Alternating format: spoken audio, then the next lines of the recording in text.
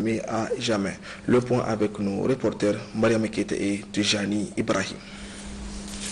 La situation sociopolitique actuelle du pays au centre de cette rencontre entre les corps diplomatiques accrédités au Niger, les représentants des organisations internationales et le chef du gouvernement. Birji Rafini a de prime abord rappelé le souci du président de la République, Issoufou Mahamadou, à la fin de son mandat, celui de laisser un Niger uni avec des institutions démocratiques fortes et un président démocratiquement élu à qui il passera le témoin. Force est de constater qu'à l'issue de ces élections organisées par la CENI, avec à son sein l'opposition, laquelle à quelques minutes de la proclamation des résultats a quitté la dite institution, une situation des plus déplorables est née. Je suis très heureux de voir que vous avez répondu spontanément et massivement à notre appel. Cela nous encourage et je voudrais vous en remercier très sincèrement. Malheureusement, nous avons enregistré des incidents au niveau de Niamey, dans une moindre mesure au niveau de Dosso et également moindre au niveau des Zender. À Niamey, il persiste encore quelques réactions résiduelles, mais nous sommes en train de nous acheminer vers la fin de cet épisode malheureux où l'homme de la rue a cru devoir obtempérer à certains mots d'ordre irresponsables qui ont émaillé la campagne électorale, où des personnalités malheureusement très connues se sont laissées aller vers des propos tout à fait contraires à nos lois et règlements, notamment qui visent à l'incitation à la rébellion, l'incitation à la haine ethno-régionaliste, toutes sortes de propos à travers les réseaux sociaux qui, pour certains, qui sont pour la plupart des très jeunes enfants, ont considéré que c'était des directives qu'il fallait appliquer. Malheureusement, cela s'est traduit par des mouvements, des manifestations de rue avec des casses et cela a causé des dommages. Et dans tous les cas, les responsabilités sont en train d'être situées. Les acteurs ou les auteurs sont en train d'être appréhendés et seront traduits devant les juridictions. Donc c'est la loi qui sera appliquée dans toute sa rigueur devant ces comportements inadmissibles. Nous en appelons donc à tous les citoyens nigériens à se ressaisir le plus tôt possible. Nous demandons à tous bonne volonté qui peut apporter son aide à notre pays dans ce sens.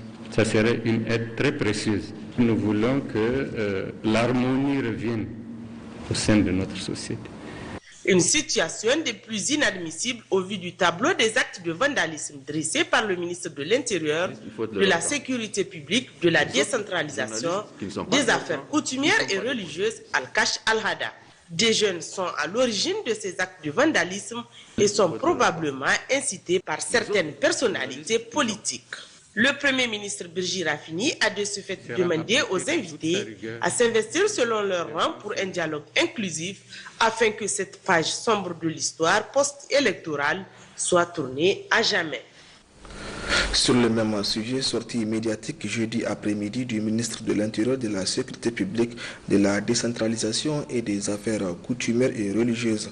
Face à la presse, le ministre Al-Kash Al-Hada a fustigé les actes de vandalisme consécutifs à la proclamation par la Commission électorale nationale indépendante CENI des résultats du deuxième tour de l'élection présidentielle. Des mesures de sauvegarde sont d'ores et déjà prises pour préserver la paix et la cohésion sociale, a indiqué le ministère de l'Intérieur. Le résumé avec Yazir Abou et Amadou Issoufou. L'attente a été longue. Les contingences du moment et la délicatesse du sujet exigent plus de tact et de minutie. Face aux confrères, le ministre Al-Kasharada a souligné le processus ayant conduit à la tenue du deuxième tour de l'élection présidentielle, rappelé les satisfecits adressés par les observateurs électoraux avant de fustiger les actes de vandalisme. Le Niger a organisé des élections comme rarement on les organise en Afrique. Tout le monde les loue. Et c'est en ce moment-là qu'il y a des contestations des résultats des élections. Ce ne sont pas les contestations en soi qui constituent un problème. C'est normal. Je veux dire, la plus grande démocratie du monde, l'une des plus vieilles, les États-Unis, il y a eu la contestation des élections. Ailleurs, les gens contestent des élections, les résultats des élections. Le problème ne se pose pas à ce niveau. Le problème, il se pose dans la démarche qu'on adopte pour contester. En démocratie, quand on n'est pas satisfait des résultats des élections, on saisit les juridictions compétentes. Et c'est cela que M. Mohamed Ousmane a fait. Dans une de ses déclarations, en tout cas que j'ai vues, il dit qu'il va saisir la Cour constitutionnelle parce qu'il conteste certains résultats dans certaines régions qu'il a citées. C'est son droit et c'est tout à fait normal. Maintenant, il y a des gens qui l'ont accompagné dans ce processus. Et c'est ceux-là qui s'érigent, qui se positionnent comme étant plus royalistes que le roi. Et c'est eux qui veulent amener la contestation sur un autre terrain. En empruntant un autre chemin, en empruntant une autre démarche. Et quelle est cette démarche? C'est la démarche de la violence. La démarche de violence en appelant à la haine, en appelant à la vindicte populaire, en appelant à l'insurrection. Mais on se pose la question, mais qu'est-ce qui justifie cette démarche? Le ministre de la Sécurité publique devait par la suite s'appesantir sur la nature des préjudices, notamment les actes de vandalisme, les violences physiques et les pillages. Malheureusement, on déplore 2 morts, dont l'une des gardes rapprochées du président Seyni Oumarou, et aussi des dégâts et d'infrastructures, la destruction d'infrastructures publiques et privées. Un des vôtres, le journaliste Moussa Kaka, sa maison a été brûlée par la main, l'entremise de ceux-là que ceux qui se disent démocrates ont envoyé pour le faire. La maison de Moussa Kaka a été victime, non pas des enfants de 13-14 ans, mais non, mais de ceux qui ont tenu les propos. Ce sont les Hamas qui sont responsables de ça, tout comme ils sont responsables des autres incendies, tout comme ils sont responsables du pillage des boutiques, des stations-service. Une évaluation sera faite de toute façon. Et ils vont payer. Ils paieront parce que tous les actes qu'ils ont posés sont des actes répréhensibles. Les auteurs, co-auteurs, complices, instigateurs, y compris ceux de l'extérieur d'ailleurs, parce qu'il y a certains qui les ont financés de l'extérieur aussi, bon, leurs amis. Mais nous n'oublierons rien. Au regard de l'ampleur des dégâts et les projets en cours, les pouvoirs publics ont procédé à une série d'interpellations, notamment dans les milieux politiques, et s'évertuent à créer les conditions idoines pour sécuriser les personnes et les biens. Toujours dans le même cadre, après la proclamation des résultats par la Commission électorale nationale indépendante CENI, les chefs coutumiers ont lancé un appel à l'endroit de tous les Nigériens pour que la paix et la cohésion sociale règnent au Niger. Nous réitérons notre appel à la population du Niger et celle de la région d'Agadez en particulier d'être calme et d'être serein par rapport à la situation que nous vivons. Donc nous appelons à tout un chacun de garder son calme pour que le Niger soit un pays émergent, un pays démocrate. Nous regrettons ce qui s'est passé et lançons toujours notre appel pour que notre pays retrouve son calme. Ce que j'aimerais dire à tous les Nigériens, je dis bien tous les Nigériens, de mettre les rancœurs de côté pour aborder la sagesse. La sagesse qui amène la paix. Rien ne saurait se construire sans la paix, sans la cohésion, sans la coordination des idées. Je vous demande à tous les Nigériens de revenir au calme, au bon sens. Et je prie Dieu que la paix, la tranquillité, la bienveillance, la fraternité, la concorde reviennent au Niger rapidement. Kiran zamu yi su 'yan siyasa ɗin nan muke musu wato wanda za gadon alhaji mamu isu wanda zai shahan kujerar tashi shugabancin Nijar ubangiji Allah san shi tun kahin ubangiji Allah ya annabi Adam Allah ya ƙara komi cikin duniya duk abin da za a yi da ubangiji Allah ya yi programme ɗin shi mu musulmi to me zai hana mu zo mai imani da haka nan milki wa ka bada shi Allah ka bada mulki shi ne yake kira da ƴaƴan ne duk inda suke don Allah don annabi don addinin da muke yi don ubangijin Allah da muke yi da annabi Muhammad sallallahu alaihi wasallam babu wanda zai ba kashi iko wanda ba Allah ba shi ba ai hakuri da iko Allah uwan mu ɗaya uban mu ɗaya wannan abu Allah kawo shi to mu rungumi abin da Allah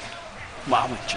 Idan siyasa ta tashi mu abin da an na farko gare mu roƙon Allah ya sa a yi lafiya a ƙare lafiya wannan shi mun ka tambaye Allah kuma Allah ya yi muna kira da babban murya ga masu su ta da hankalinsu ya kamata su yi tunani su kwantar da hankalinsu akan wannan al'amari mu mai da gabas mu roƙi Allah ya koro muna zaman lafiya da kwanci hankali Allah ya bazo muna ni'ima da wadata cikin ƙasar nan tamu domin ɗore da waɗi tubari jam in himmi jam in getti Allah domin kun mata duniya ji wakkati mo ɗum suɓayi wakkati noon iɗum wi'a Allah suɓana en geeto Allah suɓana en gaɗa moƴƴinoyɗo leydi men to in Allah suɓi hani ko jaɓa ko daro dow nan joni non waɗi on mo Allah ardini fuu yahan ɗum ummo ɗum wallira gollana leydi en fu nanen belɗum to en bonno leydi me'en non nante na gi'en télévision to go leydiji ko no mbayi to en garti leydi men noon garoɗon moƴƴina leydi men nanganen mo kanko ma o moƴƴina leydi waɗa golle leydi o siri waɗugo wona en golle hoore makko na ɗum goɗɗo in ɗum leydi fuu ɗum nafa en fuu on mo Allah ardini fu ɗum hokkam junngo moƴƴina leydi ndi en ngala gonde sey kayri ni woni leydi men Après les élections, Dieu merci, le comportement des Nigériens, le comportement des électeurs, le comportement des candidats, le comportement des politiciens, eh bien, a été un comportement favorable, n'est-ce pas, au déroulement de toutes ces élections. Les choses sont déroulées de manière convenable. Des appels de la chef traditionnelle, des autorités religieuses, des associations, des structures qui sont chargées de conseiller les Nigériens. Ces appels ont été entendus. Ce qui reste maintenant, le pouvoir là, c'est le tout-puissant Dieu qui le donne à qui il veut. Et il peut le retirer de qui il veut. En tant que bon musulman, n'est-ce pas, on doit accepter le verdict des urnes. La suite de cette édition, le vainqueur de l'élection présidentielle deuxième tour au Niger, Mohamed Bazoum, continue de recevoir des félicitations à travers le monde.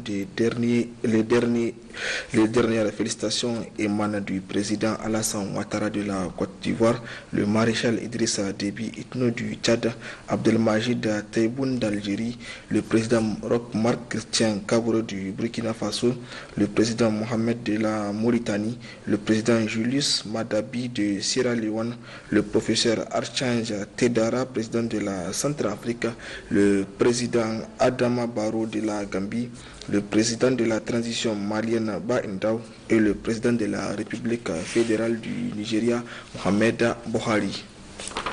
Je vous donne lecture de ce communiqué conjoint de la Commission de la CEDEAO et des Nations Unies sur les violences survenues à la suite de l'annonce des résultats provisoires du second tour de l'élection présidentielle au Niger. La CEDEAO et les Nations Unies prennent note de l'annonce des résultats provisoires du second tour de l'élection présidentielle du 21 février par la Commission électorale nationale indépendante CENI du Niger. Rappelant les conclusions de la mission d'observation de la CEDEAO, elle félicite le peuple nigérien pour la grande mobilisation et la participation pacifique au scrutin présidentiel. La CEDEAO et les Nations Unies condamnent fermement les actes de violence survenus suite à la proclamation des résultats globaux provisoires et appellent toutes les parties prenantes à la retenue. Les deux institutions invitent les parties prenantes à se conformer aux dispositions légales qui garantissent le déroulement pacifique du processus électoral, notamment à celles relatives aux procédures de règlement des contentieux électoraux et les encouragent à œuvrer ensemble afin de conduire le processus électoral à son terme. La CEDEAO et les Nations Unies renouvellent leur disponibilité à accompagner le peuple nigérien dans ses efforts pour consolider la paix et la démocratie. Autre aspect de cette édition, ouverture jeudi matin à Niamey de la session du mois de février 2021 du Conseil supérieur de la communication CSC. 7 points ont été inscrits à l'ordre du jour de la présente session. D'autres précisions avec Jamila Amadou. Les participants à cette session du Conseil supérieur de la communication se pencheront sur le monitoring des médias relativement à l'élection présidentielle deuxième tour du 21 février 2021. Il s'agit ainsi pour le président du Conseil supérieur de la communication, Dr Kabir Sani, de présenter le rapport sur le processus électoral à travers le travail abattu par le Conseil et les médias, mais aussi et surtout quelques défis dans l'atteinte des objectifs. Au cours de cette période électorale qui nous a tenus en haleine, le CC a veillé aussi avec rigueur à la conformité des messages et déclarations diffusés et ou publiés avec les dispositions du Code électoral, au respect du pluralisme d'opinion et de l'équilibre de l'information au niveau des médias privés, ainsi qu'à la stricte observance des règles éthiques et déontologiques. Nous avions réussi à garantir l'accès aux médias à tous les partis politiques et candidats qui ont suivi les procédures édictées par le CC. Ainsi, sur 92 partis politiques dont les listes ont été validées par le tribunal de grande instance, 61 se sont consacrés à l'exercice bénéficiant de l'enregistrement, du montage et de la diffusion de leurs messages sur les médias publics, presse audiovisuelle comme écrite. Pour les élections législatives, sur 83 partis dont les listes ont été validées par la Cour constitutionnelle, 51 partis politiques ont bénéficié de la part du CSC de l'enregistrement, du montage et de la diffusion de leurs messages. Au cours de la campagne pour l'élection présidentielle premier tour du 27 décembre, sur les 30 candidatures validées par la Cour constitutionnelle, le Conseil supérieur de la communication a garanti l'accès égal aux médias publics et aux candidats à travers 4 formats. Le portrait, les messages, un entretien sur le programme du candidat et la couverture médiatique d'un rassemblement, c'est-à-dire les meetings, du candidat dans chaque chef-lieu de région à 27 candidats. J'avoue qu'à la lecture de différents rapports d'étape de monitoring des médias au cours des différentes campagnes, le CSC a fait un travail remarquable. Mesdames et messieurs, les membres du personnel administratif et technique du CSC, chers collaborateurs, c'est grâce à votre engagement, à la haute conscience que nous avons de la mission qui est la nôtre, que nous avons réussi à relever ce défi. De nombreux observateurs nationaux comme internationaux ont salué le travail que vous avez accompli en toute impartialité, en ayant à l'esprit que la paix et la cohésion sociale de notre pays. Le président du Conseil supérieur de la communication a exprimé sa gratitude à toutes les personnes ayant participé au succès de la mission du Conseil supérieur de la communication d'assurer l'accès égal et équitable aux médias et de la pluralité d'opinions et d'équilibre de l'information au niveau des médias. Par ailleurs, Dr Kabir Sani exhorte les médias publics et privés d'être vigilants et rigoureux sur la diffusion des propos ou des messages susceptibles de troubler la paix et la quiétude sociale en cette période post-électorale. Aussi devrait rappeler le président du CSC aux journalistes qu'ils doivent éviter la diffusion des messages incitant à la haine, à la violence, sous peine de sanctions prévues par les textes. Et enfin, d'Al-Lahir, le gouverneur de la région d'Agadez a assisté jeudi à une séance de lecture du Saint-Coran suivie d'une prière collective pour la paix et la cohésion sociale au Niger.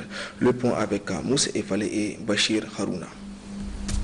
C'est la célèbre mosquée Meskini d'Agadez qui a servi de cadre à la lecture collective du Saint-Coran suivi des invocations fatiha, louange au prophète Mohammed, paix et salut sur lui, prononcées par des oulémas de l'Aïr pour demander à Allah, Dieu le Tout-Puissant, l'omniscient, l'omnipotent, la paix, la cohésion sociale, la stabilité au Niger. Nous nous sommes réunis dans cette mosquée pour lire le Saint-Coran et faire d'autres invocations pour que Dieu descende sa miséricorde et afin qu'on puisse trouver une tranquillité, une parfaite tranquillité, une cohésion dans tous les Niger entiers. Et ça va se poursuivre.